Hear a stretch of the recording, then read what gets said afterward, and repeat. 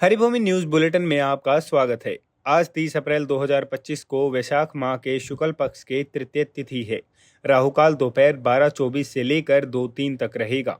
हरियाणा में आज मौसम खुश्क रहेगा और दिन में तापमान में बढ़ोतरी हो सकती है। सबसे पहले बात करते हैं पहलगाम हमले की। पीएम मोदी ने आतंकवाद से निपटने के लिए तीनों सेनाओं को खुली छुट्टी दे दी है। उन्होंने कहा, आतंकवाद को करारा झटका देना हमारा राष्ट्रीय संकल्प है। हमें भारतीय सशस्त्र बलों की पेशेवर क्षमताओं में पूरा विश्वास है। आतंकवाद के खिलाफ कार्रवाई का तरीका, लक्ष्य और समय सेना तय करेगी। पीएम ने तीनों सेनाओं के प्रमुख एनएसए अजीत डोभाल, सीडीएस अनिल चौहान के साथ हाई लेवल मीटिंग में ये मंजूरी दी। इस हाई लेवल बैठक में गृह मंत्री अमित शाह के साथ एनएसजी, बीएसएफ, सीआरपीएफ और एसएसबी के वरिष्ठ अधिकारी भी मौजूद रहे। वहीं आज 3 और महत्वपूर्ण बैठक होंगी। सुबह 11 बजे से प्रधानमंत्री आवास पर cabinet committee on security CCS की मीटिंग होगी और इसके अलावा सीसीए के मेंबर्स भी पीएम मोदी से मिलेंगे। पीएम की अध्यक्षता में कैबिनेट की बैठक भी आज होगी। अब खबर कश्मीर से। पहलगाम हमले के बाद पाकिस्तानी नागरिकों को डिपोर्ट किया जा रहा है। नियमों के चक्कर में एक भारतीय शहीद जवान की मां को भी पाकिस्तान जाने को मजबूर होना पड़ रहा है। जम्मू कश्मीर पुलिस के शहीद जवान व शौर्य चक्र विजेता मुदासिर अहमद शेख की मां शमीमा अख्तर पाकिस्तान के कब्जे वाले कश्मीरी पीओके की रहने वाली हैं। वे भारत में शादी के बाद 45 साल से उरी में रह रही थी। अब उन्हें भी अपने घर पाकिस्तान वापस जाने को कहा जा रहा है। परिजनों ने मांग की है कि इस फैसले पर दोबारा विचार किया जाना चाहिए। वहीं सीआरपीएफ के जवान मुनीर खां की पत्नी मीनल खान भी पाकिस्तान से है। अब उनके ऊपर भी पाकिस्तान वापस जाने की तलवार लटक रही है। इधर भारत पाकिस्तान के बीच बना अटारी बॉर्डर मंगलवार शाम 5 बजे पूरी तरह से बंद कर दिया गया। अब यहां से आवागमन नहीं होगा और पहलगाम हमले के बाद 700 से ज़्यादा पाकिस्तानियों को वापस भेजा गया है। भारत ने पाकिस्तानियों को वापस जाने के लिए 29 अप्रैल तक की छुट्टी दी थी। भारत ने पाकिस्तानियों को वापस जाने के लिए 29 अप्रैल तक की छूट दी थी। अब बात करते हैं पाकिस्तानी हैकरों की, जिन्होंने राजस्थान के शिक्षा विभाग की वेबसाइट को हैक कर उस पर पाकिस्तानी साइबर फोर्स अगला हमला गोलियों से नहीं टेक्नोलॉजी से होगा ये लिखा। शिक्षा विभाग की ओर से ये वेबसाइट को रिकवर करने की प्रक्रिया शुरू कर दी है।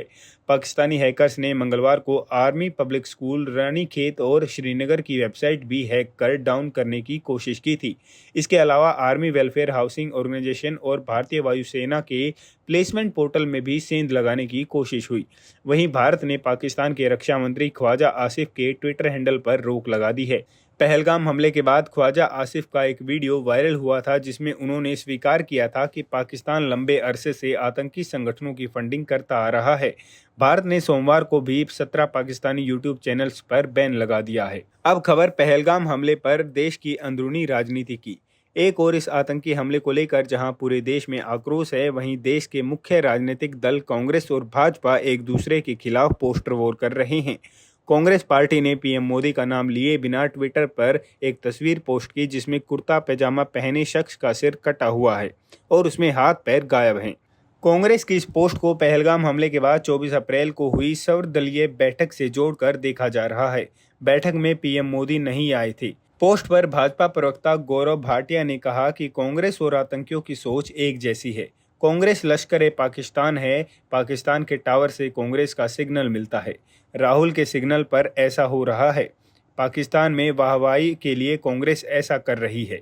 भाजपा ने भी गायब पोस्टर के जवाब में पाकिस्तान के यार और पाकिस्तानी पीआर एजेंट पोस्टर जारी किए। हालांकि विवाद बढ़ने पर कांग्रेस ने गायब पोस्टर को ही ट्विटर से गायब कर दिया है। वहीं कांग्रेस अध्यक्ष मल्लिकार्जुन खड़गे और लोकसभा में नेता प्रतिपक्ष राहुल गांधी ने पीएम मोदी को पत्र लिखा। दोनों नेताओं ने प्रधानमंत्री से अपील की है संसद के दोनों सदनों का विशेष सत्र बुलाया जाए। अब खबर गुजरात से। गुजरात के अहमदाबाद के चंडोला तालाब क्षेत्र में सैकड़ों बांग्लादेशी घुसपैठियों के अवैध निर्माण पर बुलडोजर एक्शन शुरू हो गया है। यहां पूरी तैयारी के साथ 50 बुलडोजर और 36 डंपरों के साथ 2000 वर्ग गज में फैले घरों को तोड़ दिया गया। हाईकोर्ट ने भी स्टे की याचिका को खारिज कर दिया था। हाईकोर्ट में चली सुनवाई के दौरान सरकारी वकील ने ये कहा था कि यहां रहने वाले 4 बांग्लादेशियों के अलकायदा से जुड़े होने का भी खुलासा हुआ है।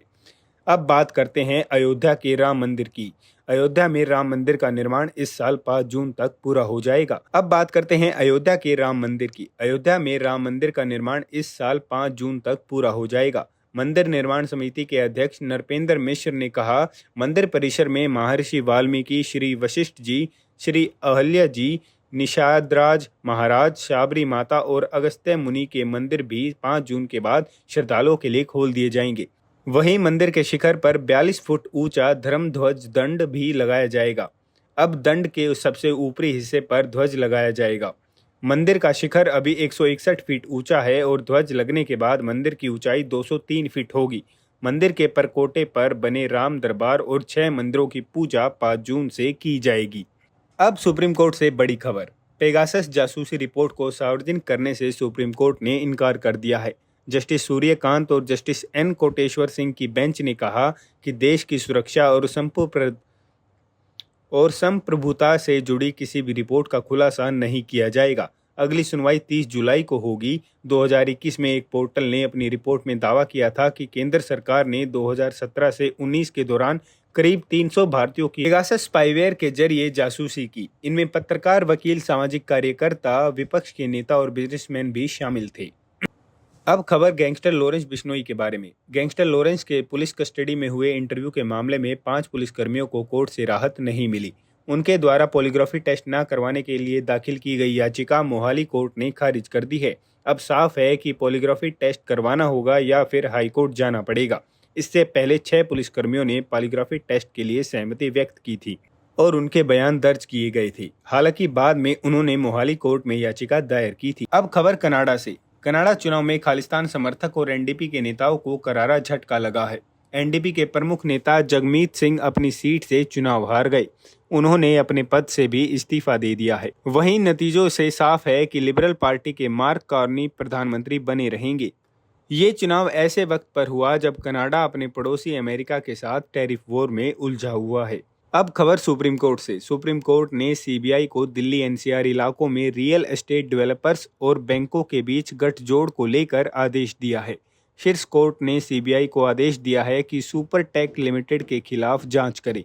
याचिका में कहा कि उन्होंने एनसीआर के नोएडा, ग्रेटर नोएडा और गुरुग्राम में सब्सिडी योजनाओं के तहत फ्लैट बुक कराए थे। अब घरों का पोजीशन नहीं मिलने के बावजूद बैंक उन पर ईएमआई देने का दबाव डाल रहा है।